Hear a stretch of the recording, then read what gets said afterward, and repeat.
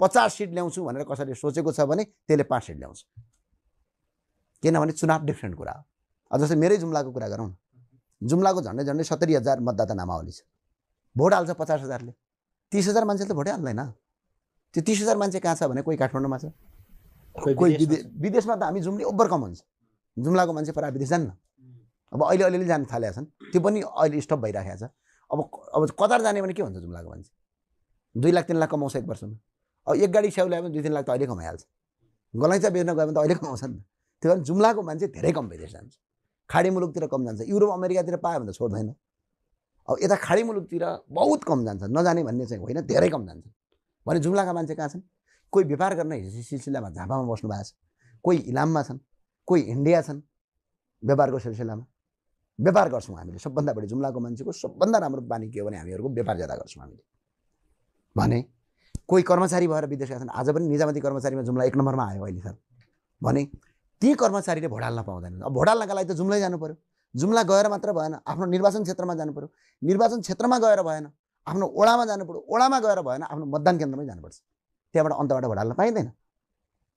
भनेपछि 30,000 मान्छे चाहिँ ले त भोट हालेन नि त। भने अब ती 30,000लाई भोटमा ल्याउन कसरी सकिन्छ भने अनलाइन भोटिङ सिस्टम गर्यो भने त भोटिङ कार्ड त उहाँहरूको हातमा छ, अनि झापाबाट पनि भोट हाल्न पाइयो। यो सिस्टम आयो भने बहुमत ल्याउन सकिएला। र भोलि तपाईँ हामीले सोचेको नेपाल, त्यो पनि संविधान संशोधन गर्न सकिँदैन अब बहुमतबाट फेरि, होइन? त्यो भावनाले गर्न सकिएला।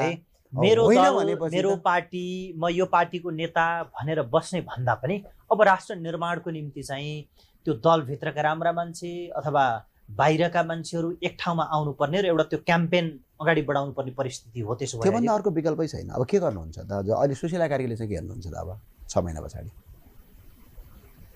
ल उहाँ त प्रधानमन्त्री भइसक्नु भयो, तर यो प्राप्त गरेको जुन अब मेरो दलै खतरा, मेरो दलै बनाउने हो भन्ने अवस्था पनि रहेन। होइन, यस्तो छ, अब एउटा दल बन्यो अरे, ल चुनावमा जानका लागि त अहिले त पहिला त्यही त मैले भने त, हामीले जितेको युद्ध हारियो। यो प्रत्यक्ष निर्वाचित कार्यकारी प्रधानमन्त्रीमा जाने व्यवस्था भइदिए भए यो टन्टै साबुन थियो। अब त पार्टी नै चाहियो नि। अब भोलि तपाईँले पार्टी खडा नगरेर चुनावमा जानुभयो स्वतन्त्र रूपमा, ल तपाईँ एक ठाउँबाट लड्नुभयो, अर्को एक ठाउँबाट लड्यो, स्वतन्त्र सांसद प्रत्यक्ष जितेर आइहाल्ला, तर समानुपातिक भोट त पाइँदैन।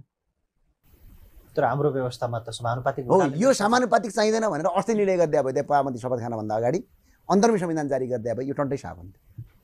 त्यही भएर अहिले पनि भन्छु, जितेको युद्ध अब यसको भित्रका षड्यन्त्र छन् कि अब म जानेनन्, म भन्दिनँ, युवा साथीहरूलाई चाहिँ अलमलमा पारियो।